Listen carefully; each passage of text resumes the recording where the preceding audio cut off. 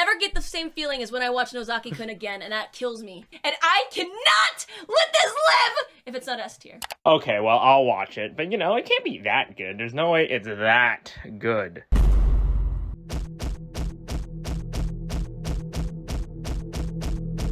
Monthly Girls Nozaki-kun, originally created by Izumi Tsubaki, is a shoujo rom-com anime that I believe doesn't get talked about nearly enough. It is one of my all-time favorites, but even though it doesn't quite rival that to rom-com giants like Love is War, there was no other anime I have first watched that gave me as much enjoyment and excitement that Monthly Girls Nozaki-kun induced into me. You might have seen the show before. I mean, it has loomed on the internet ever since 2014, and with it just passing its 10th anniversary, what a great time to talk about it. But if you have never heard of the show, though, here is a quick plot summary. The story follows Chiyo Sakura, who has a giant crush on her classmate Umetaro Nozaki, and just as she was going to confess to him, she said,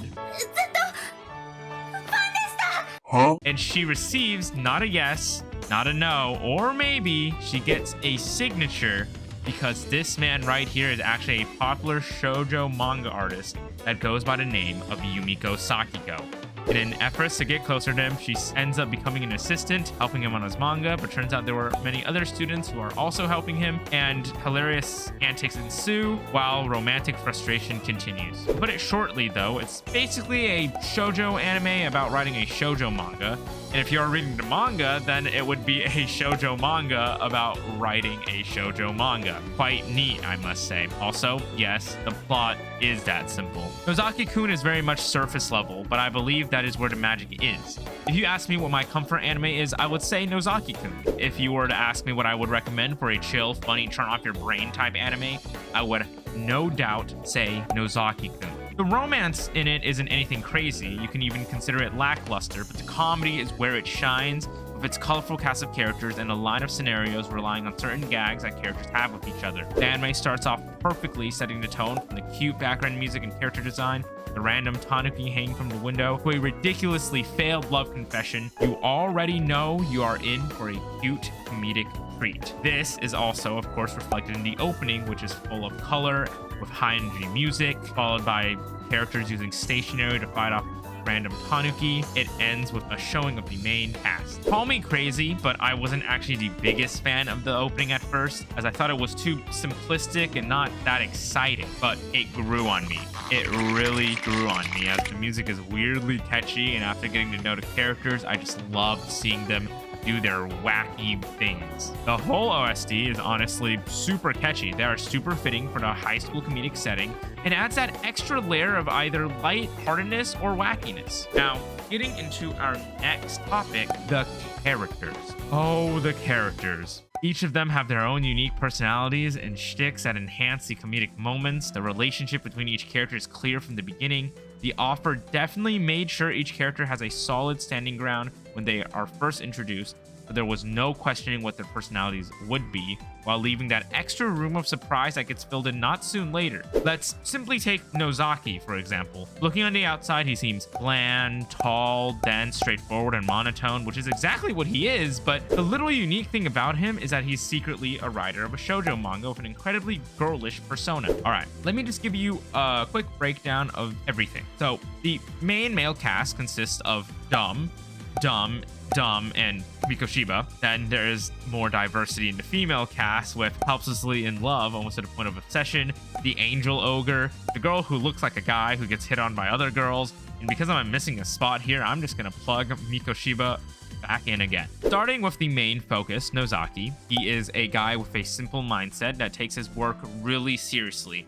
It is absolutely ignorant to any move Chiyo tries to take on him. He goes to outrageous lengths for references and understanding situations in shoujo manga, such as carrying a bike or girls talk, but he still gives time to hang out with his friends, even though most of the time he is inspecting them to get references for his manga. Nozaki-kun, in my opinion, is one of my favorite rom-com protagonists. He's straight to the point, not your average cool guy or your self-insert character. He's just an eccentric, boring, ignorant, gentle giant, and Chiyo Sakura is the one that is hopelessly in love with him, despite him showing almost zero interest. He does not give up. And now let's move on to this little girl who has a lot of determination as well as frustration, I would say, out of the whole cast. She is the most normal, which is giving her a lot, mind you, but Aside from her unhealthy obsession with Nozaki, she is just a normal, simple high school girl who fell in love with a guy that fell asleep on the school gate. He is super cute though, and her ball of energy is a perfect contrast to the monotone Nozaki,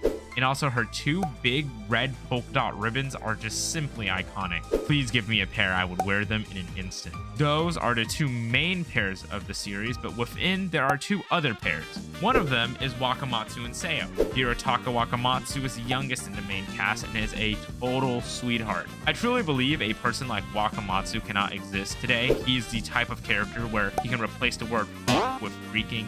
He's just a total pure breed while also being an amazing basketball player.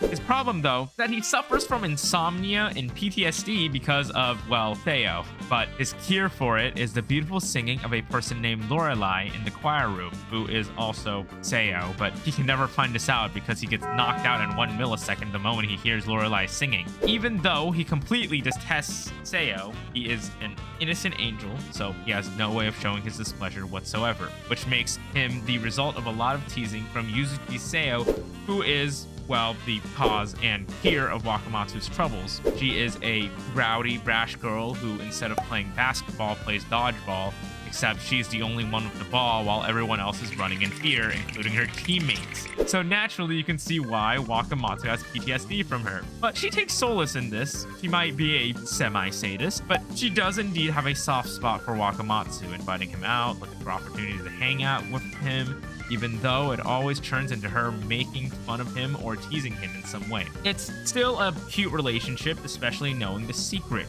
of their relationship. And yeah, she definitely tops. The next pair would be Hori and Kashima. Masayuki Hori is the oldest in the main cast, and though he looks like your average guy, I am telling you, he might also just be as situationally blind as Wakamatsu and Nozaki, as he thought Kashima was a guy for a good while. Hori is also the president of the drama club at the school, and he has a Kashima sensor built into him, as he can know where she is at all times and comes to beat her to not be late to rehearsal, despite the constant punches and kicks though. He does truly admire Kashima and has, I should say, almost a parental love for her. It's like as if he sees Kashima as his own fully trained pet.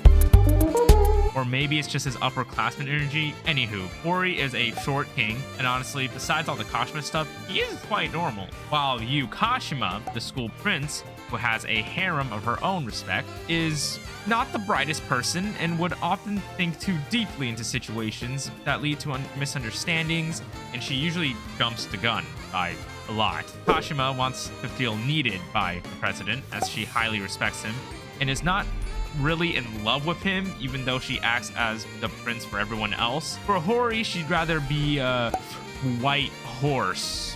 No, more of a bull, I would say so myself. Then there is Mikoshiba. Excuse my slang as I describe him, but he is simply slaying the competition. He is super girly pop, as people would say it. He is the double trouble, as he is both cute and handsome. One who likes the attention of girls and hates the attention of girls. He's the guy who would go clubbing to meet girls just to get embarrassed, go home and start romancing 2D girls behind a screen. That is the man Makoto Mikoshiba is.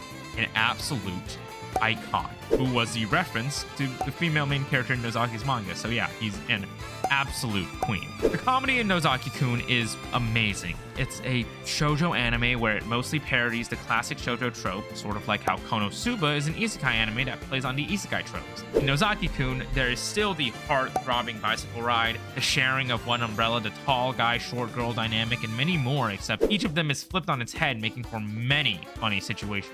Another part of its comedy stems mainly from the characters. Their quirks, their ignorance, and their stupidity all make for funny and laughter-filled scenarios, and the show is as equally as memey as any other. I mean, it literally brought the world one of the greatest anime shots ever. Here, I present you a resident Nozaki trying to protect himself from the rain. It's perfect.